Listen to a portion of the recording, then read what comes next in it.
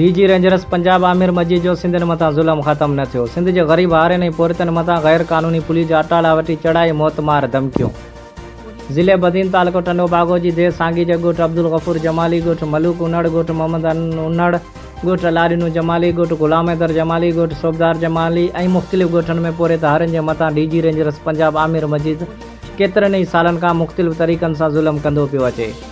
कॾहिं हथियार बंद त कॾहिं पुलिस जा अटाला वठी ॻोठनि ते चढ़ाई कराए हिरासा कंदो रहे थो। पोरे धारनि मीडिया सां ॻाल्हाईंदे चयो, असांजा वॾा आहिनि ज़मीन ते हिंदुनि जा हारी हुआ ऐं मालिकाना हक़ हासिल करण जे लाइ मुख़्तलिफ़ कोर्टनि मां केस खटे हाई कोर्ट में केस हलंदड़ आहे ऐं हाई कोर्ट जो स्टे ऑर्डर मौजूदु हूंदे बि गैर कानूनी तरीक़े सां कब्ज़ा कया पिया वञनि। डीजी रेंजर्स पंजाब हींअर कुझु माण्हू मोकिले असांखे हिरासा करे रहियो आहिनि, जंहिंमें तलार जो कमनल अली नवाज़ पठाण ऐं मिठी जो पीपी जो वाठो रसूल बख़्श राइमूं आहिनि, जेके वॾियुनि गाॾियुनि में अची पोरे त ज़मीन ते कमु कंदड़नि मथां ज़ुल्म कंदा रहनि था ऐं मौतमार धमकियूं ॾींदा रहनि था। पोरे त हारियुनि चयो, असांजे हिन मसइले खे 6 महीना गुज़रण बावजूदि असां वटि न को निमाईंदो आयो आहे, जॾहिं त असांजो कानून हक़ हुअण बावजूदि बि कानून असांजी मदद नथो करे।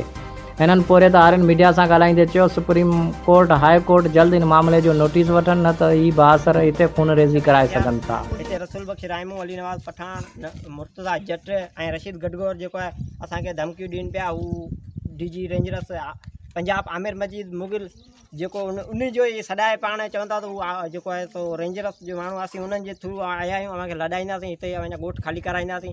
हलंदड़ आहे असांजो हाई कोर्ट में केस हले पियो, असां वटि स्टे ऑर्डर बि मौजूदु आहे। उन जे बावजूद बि पंजाब जो जेको डीजी रेंजर्स आमिर मजीद पंहिंजे पावर जो नाजाइज़ इस्तेमालु करे पंजाब में रही करे हिते सिंधियुनि खे तंग पियो करे।